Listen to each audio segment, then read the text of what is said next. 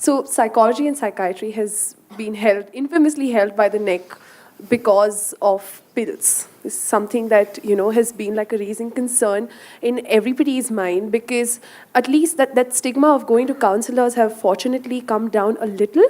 But the fact that people go to psychiatrists and the fact that they are prescribed pills is somehow still there. Science You're telling me, I'm not rubbishing the science. I said, if things are going wrong with your life, it's bad enough. If you get depressed, you're only multiplying the problem. For this, the activists have been… You also? You also? Okay. Okay, I'll explain that. I very much understand.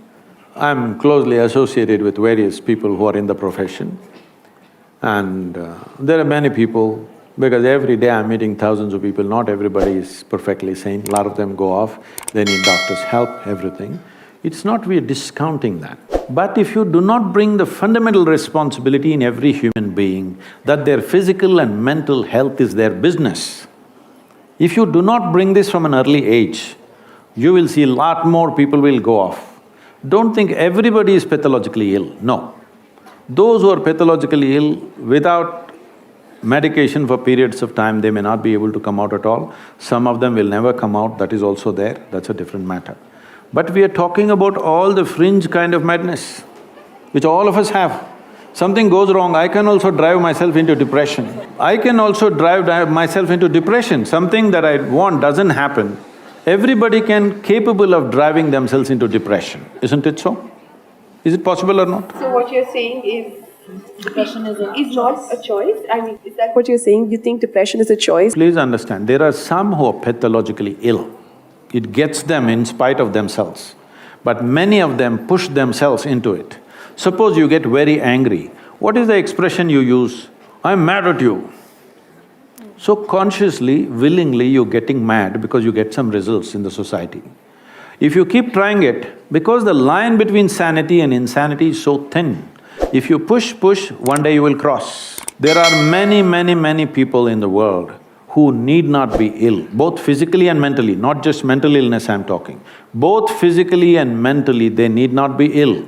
See, right now, for last 50 years, some millions of cardiac surgeries have been done. Today surgeons are clearly telling you, if you go off red meat, you eat the right food, if you exercise, you will not come for the surgery table. Is that against your cardiology? Why is psychology such an insecure profession? Absolutely not. There is a certain diagnostic criteria for… So, I might be sad, I might be extremely sad, but that does not mean that I am depressed. I am entitled to my sadness. See, please, who doesn't know this? Do I look so simplistic that I don't understand somebody is sad and somebody is depressed? But is it possible that many people push themselves into depressive states at certain times in their life, and the same people also came out in a determined way? Is it there? Thousands of them? Is it there or no? Yes. Many of them. So, if I say it is open, everybody need not end up with chemicals. Maybe it's against a particular profession, but we're talking for humanity. Thank you, Sadhguru. Although I don't think Anjali is fully convinced on the answer's tangent. How do you get fully convinced or not convinced on a fact? If it's your opinion, you can be convinced or not convinced. Is it a fact that many of you, I'm saying most of you are young, you have not seen much life, but even in this little life that you have seen, there were moments when you crossed your sadness and became depressed for a few days. Has it happened to you? And most of you have come out of it without anybody's help, or maybe with a friend or somebody who mentored you a little bit, have you? These are facts, these are not opinions.